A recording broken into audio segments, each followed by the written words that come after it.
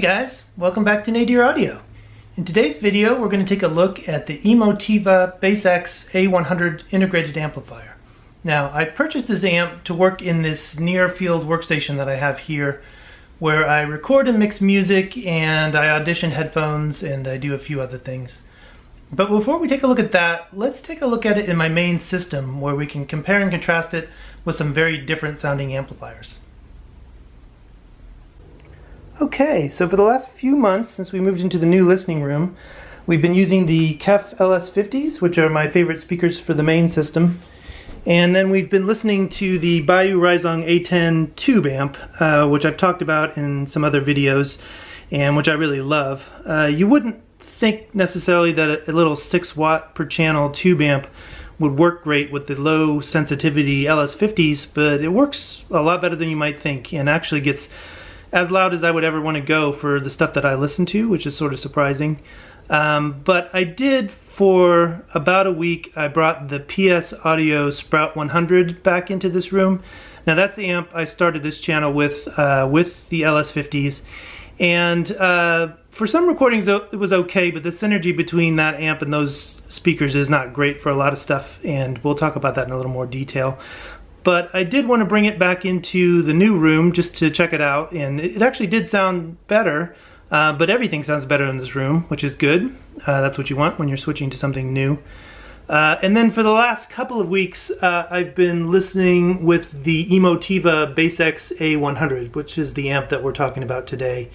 And generally, I think it's actually a pretty good matchup. Now, if you have a pair of LS50s or LS50 Metas, most likely you're going to get a more expensive amplifier to pair with them, but you really wouldn't do too bad to pair one of these. Now maybe if you wanted to invest more of your money into your speakers to start and then start with a less expensive amplifier, that might be a good combination. But I do think it works surprisingly well. So we'll talk a little bit about it, but these amps are all very different, which is why I chose them to kind of do the matchup in this video. So, you know, we have our single-ended EL34 bass tube amp at 6 watts per channel. We have the Sprout, which is a 50 watt per channel into 8 ohm Class D solid-state amplifier. And then we have the Emotiva, which is also a 50 watt into 8 ohm solid state amplifier, but it's a Class AB topology instead of Class D. So they all have a very unique character. But before we talk about that, I will say that there is one similarity between these three, and it's that I would consider them all to be V-curve amplifiers, meaning the bass and the treble are slightly tilted up, with the Emotiva probably being the most neutral of the three. But that's sort of where the similarities end. So yeah, let's talk a little bit more specifics with each amp. So just in broad strokes when comparing these three amplifiers, the first thing you notice when you switch from the tube amp to either of the solid state amps is just the bass definition.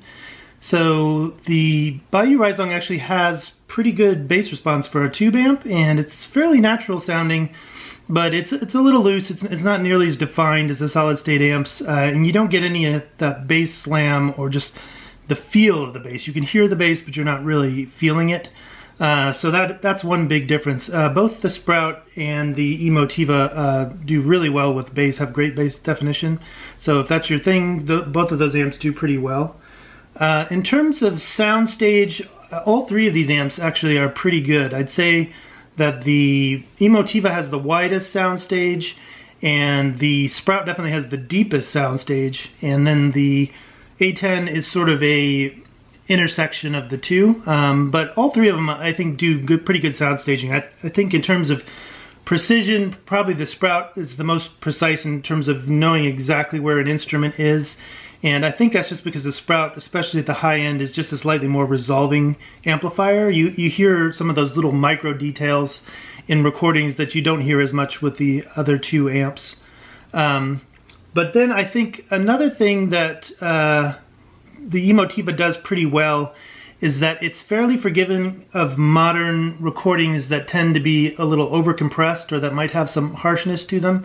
So I think that really resolving ability of the Sprout can make those kind of recordings sound just as harsh as they are, and so you even if you like the music, you might want to make it all the way through an album or even through a song. Whereas I think that the Emotiva is much more forgiving of that, and certainly the tube amp is as well. So what the tube amp gives you that the other two don't is this sense of air, a sense of spaciousness, in addition to that sort of tube warmth and richness.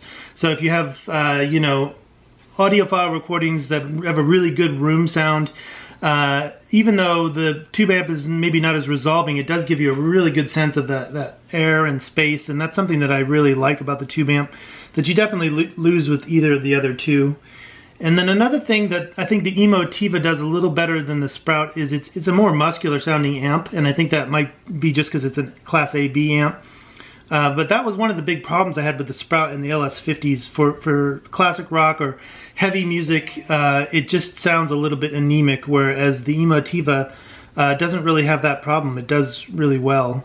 So those are kind of the broad strokes between the three. I think all three of them are good amplifiers. I think with the LS50, the Sprout is definitely the weakest. I think the Emotiva does pretty well. And then, even though you are limited in the terms of the overall volume with the tube amp, I do think it does have the best synergy with the LS50s, even though they're fairly insensitive. So yeah, let's take a look at some of the things I listened to while I was making these observations. So I listened to a fair amount of vinyl while I had the Emotiva set up in this system. So I was listening on my U-turn Orbit with a Ortophon 2M Red cartridge and running it through the Project Phono DC Phono preamp. And one of the albums that I listened to on all three and I really enjoyed on the Emotiva was Wait For Me by Snow Poet. Now this is a duo, I think, out of Ireland, and they get a lot of comparisons to Bjork, which I can kind of see. But I think they have their own thing going on, and I really like this album. I really like the music. And so this was a good example where, this is a pretty good recording, but like a lot of modern recordings, I think there's a little bit too much compression on it, and there's some harshness here or there, and I feel like the Emotiva was very forgiving of that. So it sounded great on the Emotiva with the LS50s. I really enjoyed listening to it. It sounded great on the tube amp too. Whereas with the Sprout, I think because of that extra resolving power, it just was sort of foregrounding some of that harshness and compression, which, even though I like the music, I just didn't really want to listen to the whole album or even all the way through some tracks. So that's a pretty big difference. And I listened to a fair amount of, classic rock for my collection. One of the problems this Sprout had was it was never great with heavy music or classic rock. And, listening to all of Led Zeppelin 2, the original on CD, non-remastered, which I was running through my LG DVD player as a transport and then into the Modi 3. It sounded great on the Emotiva. It just sounded a lot more correct. And it's weird because the Sprout has a lot of bass, but there's just something sort of anemic about the sound, whereas it was really the opposite with the Emotiva. It was sort of muscular. Now, I can enjoy listening to this stuff on the tube amp too, but it just, I think that if you really want to rock out, you'd be better off with the Emotiva. Now, if rock is your main thing, you probably shouldn't be buying the LS50s in the first place.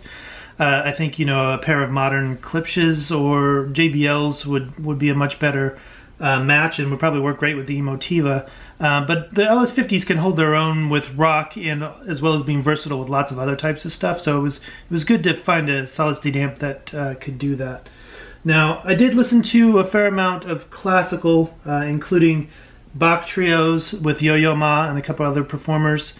And this is one of the places where I think that the tube amp and the Sprout did the best. The tube amp, because you get that great room sound and spaciousness and air, and then the Sprout because it has some of that, and it also has the real resolving power, really, especially at the high end. It's just great for classical music, whereas I felt listening to this on the Emotiva, it was fine. I didn't want to stop listening to it, but it definitely was a little weaker in my regard.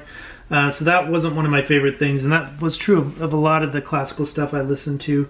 Now, I did listen to some jazz too. One of the recordings that sounded really good in the Emotiva was actually Crystal Silence by Gary Burton and Chick Corea, with Chick Corea on piano and Gary Burton on vibes. This is a really cool album, interesting thing about this. If you're a fan of the 1981 French movie Diva, this is actually the album that the character Alba shoplifts from the Ludo Musique record store on the Champs-Élysées, which is kind of cool. That's actually how I found out about it. So it was a cool little Easter egg in that movie, but it's actually a really beautiful recording, just really kind of almost magical sounding. I really like it, and it sounded great on the Emotiva. Now you just have the two instruments, but you had the nice sound staging and a really good tone, and yeah, it was great. I would definitely recommend it. Now it sounded great on the other two as well, but that was one of the standouts for the Emotiva. So yeah, I listened to a lot of other stuff as well, but I have to say, in general, I still do prefer the Bayou Raizong A10 tube amp with the LS50s. And sure, you get some of that tube warmth and richness, and there's this airiness, spaciousness, you know, kind of a holographic sound. That's certainly part of it. But really, there's just kind of an X factor. I just have, I guess what I'd call it would be an engagement factor. I just have the most emotional connection to the music with the tube amp, and I just want to keep listening to every track, to the whole album, to another album. So while the Emotiva is just fine with the LS50s, and I certainly could live with it, it doesn't have as much of that for me. But that's okay. It was interesting to compare and contrast it, and it certainly held its own with the LS50s better than the Sprout did. But yeah, let's move it over to the near-field workstation just to our left here, and see how we like it there. Okay, so I've been using the Emotiva in my near-field workstation here for a little while. I tried it out with a few different speakers and ended up settling on the ELAC B5s that I've had for a while, and it works really well with them. It's definitely the best that I've ever had my workstation sounding, so I'm pretty psyched about that. So I've just been listening to CDs up till now. I'm going to start experimenting with my laptop and recording and mixing and all that stuff, but I've listened to a whole bunch of CDs. Now I'm using this Onkyo CD player as a transport, but then I'm running it into the Modi 3 DAC, which sounds much better than the DAC built into this. And yeah, it sounds great. I've listened to a lot of stuff today. I was listening to this album by Caitlin Aurelia Smith and Suzanne Ciani called Sunergy. This is on the RVNG record label. I think that stands for Revenge. And it's part of a series they've done with El Pers, an older musician who's sort of a seminal person in a particular genre. So that'd be Suzanne Ciani, who sort of pioneered the use of the buchla for electronic instruments in the 70s. And then Caitlin Aurelia Smith, who is somebody who's been reviving the buchla and releasing albums more recently. And this is a really cool, it's just 3 tracks, but they're all sort of extended tracks. But it's just really a great sounding electronic recording. And yeah, it sounds really amazing on this setup. So I've listened to a few other things. Listened to this remastered version of Bundle's Soft Machine. This was the album they released in the 70s that had Alan Holdsworth on guitar. Not a great recording, but the remaster is an improvement, and this sounds really good as well. Just as a reference, I did listen to Steely Dan's Pretzel Logic, which sounded great here, actually. It sounded really good. And a little bit of classical. I listened to this copy of Richard Strauss's Eine Alpensymphony, which was recorded by the Berlin Philharmonic with Herbert von Karajan. This was recorded in the early 80s. It was one of the really early digital recordings. But yeah, it sounds really good with this setup. So it's for a near field, it's just got a kind of an amazing soundstage, and it has more height than I'm used to for near field, but also width and depth and yeah, good tone, and yeah, I'm just in general really happy with it. So I'm going to be doing a lot more with this workstation in the future, so we'll revisit this, but so far I'm pretty happy with the Emotiva. Now I also got it here to use for headphones. This is also where I auditioned headphones on this setup. And I've done some listening.